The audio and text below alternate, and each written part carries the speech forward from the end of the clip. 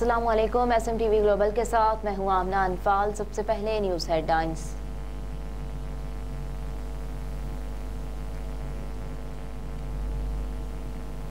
Audio leak case DGIB और DGFIA अदालत में तलब। जस्टिस बाबर सत्तार ने 7 सफ़ात का तहरीरी हुक्मनामा जारी कर दिया।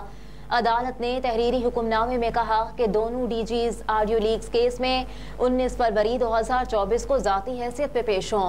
अटॉर्नी जनरल ने बताया वफाकी हुकूमत ने किसी इंटेलिजेंस एजेंसी को टेलीफोन कॉल्स रिकॉर्ड करने की इजाज़त नहीं दी। अटॉर्नी जनरल ने कहा तमाम शहरियों की प्राइवेसी और हुकूक का तहफ़्फ़ुज़ ज़रूरी है। हुक्मनामे में कहा गया कि ऑडियो लीक सोशल मीडिया पर किसने रिलीज़ की। FIA ने जवाब के लिए मोहलत तलब की। FIA ऑडियो लीक्स शेयर करने वाले सोशल मीडिया अकाउंट्स की तफसील के साथ रिपोर्ट पेश करे। DGFIA पेश होकर बताएं फोन कॉल्स की सर्वेलेंस और रिकॉर्डिंग कैसे हो सकती है। इस्लामाबाद हाई कोर्ट का कहना है कि ISI ने वजारत दिफा के जरिए ऑडियो लीक्स पर अपनी रिपोर्ट जमा कराई। रिपोर्ट के मुताबिक ISI के पास सोशल मीडिया पर शेयर मालूमात के सोर्स का तयन करने की टेक्नोलॉजी नहीं। इंटेलिजेंस ब्यूरो इंक्वायरी करके रिपोर्ट पेश करे ऑडियो लीक्स किन अकाउंट से शेयर हुई।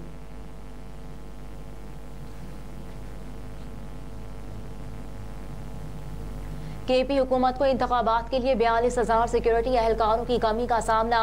सरकारी जराये के मुताबिक सूबाई हुकूमत ने विफाक से फ्रंटियर कांस्टेबलर की खिदमात मांग ली। सूबे में इंतखाबात के लिए 1,34,000 से ज्यादा सिक्योरिटी एहलकार दरकार है। सूबाई हुकूमत के पास 90,000 से ज्यादा सिक्योरिटी एहलकार मौजूद हैं। जराये के मुताबिक सूबे में पोलिंग के लिए 15,737 पोलिंग स्टेशन कायम किए जाएंगे। सूबे में 4,812 पोलिंग स्टेशन हसास तरीन और 6,581 हसास करार दिए गए हैं, जबकि पोलिंग स्टेशन में खसूसी अफराद के लिए 6,000 रैंप्स बनाए गए। 525 मजीद रैंप्स भी तैयार किए जा रहे हैं।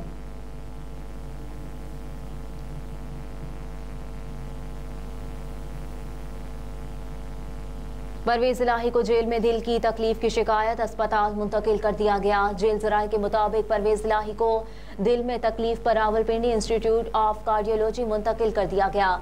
जराये के मुताबिक चौधरी परवेज इलाही को गुज़िश्ता रात से दिल में तकलीफ की शिकायत थी और उनका जेल अस्पताल में भी तिब्बी मुआयना किया गया। जेल जराये के मुताबिक परवेज इलाही को सीने में इन्फेक्शन भी हुआ। उनके अस्पताल में जरूरी टेस्ट किए जा रहे हैं।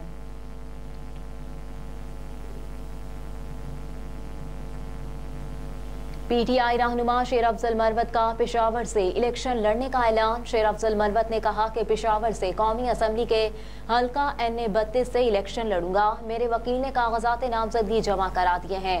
तहरीक इंसाफ के रहनुमा ने दावा किया कि फरवरी 2024 में होने वाले आम इंतखाबात में जीत तहरीक इंसाफ की ही होगी।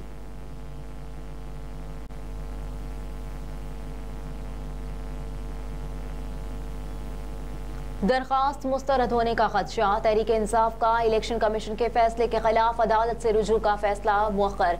गुज़िश्ता रोज इलेक्शन कमीशन ने तहरीक इंसाफ के इंट्रा पार्टी इलेक्शन को कलअदम करार देते हुए उनसे बल्ले का इंतखाबी निशान भी वापस ले लिया था। तहरीक इंसाफ के रहनुमा बैरिस्टर गोहर अली खान ने इलेक्शन कमीशन के फैसले को मुस्तरद करते हुए फैसले के खिलाफ पेशावर हाई कोर्ट से रुजू करने का ऐलान किया था। ताहम अब तहरीक इंसाफ का इलेक्शन कमीशन के फैसले के खिलाफ अदालत से रुजू करने का मामला ताख़ीर का शिकार हो गया है।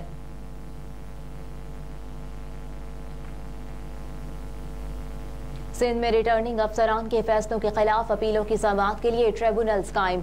सिंध हाई कोर्ट के 6 जज अपीलेट ट्रिब्यूनल्स के लिए नामजद किए गए हैं, जिनमें जस्टिस अरशद हुसैन, जस्टिस अदनान करीम, जस्टिस खादिम हुसैन कराची और हैदराबाद की अपीलों की समाअत करेंगे।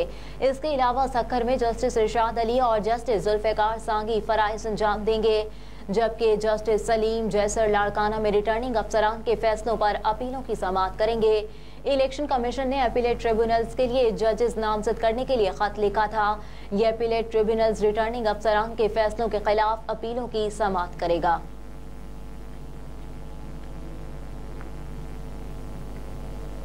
9 मई वाक़यात में रूपोश आज़म स्वाति का नवाज शरीफ के मुकाबले में इलेक्शन लड़ने का ऐलान। सेनेटर आज़म स्वाति की एक वीडियो पाकिस्तान तहरीक इंसाफ के सोशल मीडिया पेज पर जारी की गई है, जिसमें आजम स्वाति मानसहरा से कौमी असम्बली के हलके में नवाज शरीफ के मद्दे मुकाबिल इलेक्शन लड़ने की ख्वाहिश का इजहार कर रहे हैं।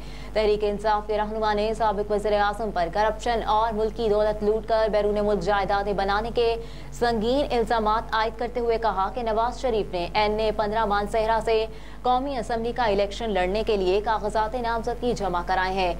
आजम स्वाति ने कहा कि अगर मेरी जमात ने मुझे टिकट दिया तो मैं नवाज शरीफ का मुकाबला करूंगा और मानसहरा की गयूर अवाम, माएँ बहनें और भाई 8 फरवरी को मुझे और तहरीक इंसाफ को जितवा कर अपना पैगाम देंगे।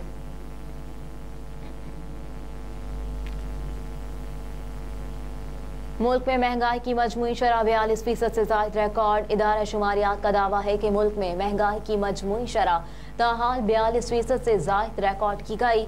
इदारा शुमारियात के मुताबिक रवा हफ्ते के दौरान अंडे, लकड़ी, प्याज, लहसुन और दालों समेत 18 अशिया ज़रूरिया महंगी हुई। दूसरी जानिब इदारा शुमारियात ने यह भी बताया कि रवा हफ्ते के दौरान महंगाई की शरह में 0.51% कमी भी आई।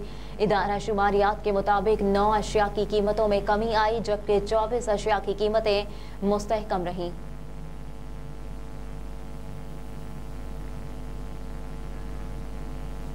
PTCL ने लैंडलाइन और ब्रॉडबैंड कनेक्शंस के टैरिफ में इजाफा कर दिया। PTCL ने जुमे को इसका ऐलान किया और मुल्क भर में अपने सार्फिन को पैगाम भी अरसाल किया कि 10% से ज़ायद इजाफा माहाना टैरिफ में किया गया।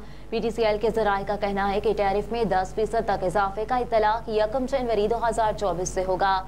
PTCL का कहना है कि मुतादिद कारोबारी इदारों की लागत में इजाफे के बाद नए टैरिफ पर 1 जनवरी से अमल दरामद किया जाएगा।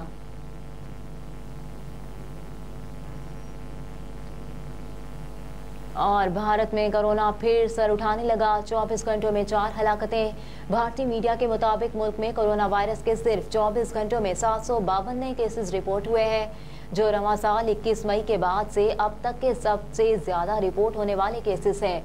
इस हवाले से यूनियन हेल्थ मिनिस्ट्री का बताना है कि 752 नए केसेस रिपोर्ट होने के बाद भारत में अब एक्टिव कोरोना केसेस की तादाद 3420 हो गई।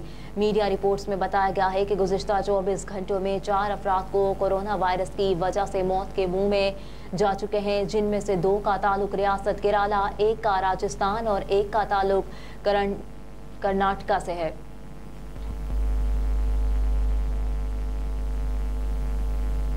हेडलाइंस आप जान चुके हैं। न्यूज़ स्टूडियो से फिल वक्त इतना ही। आप देखते रहिए SMTV ग्लोबल।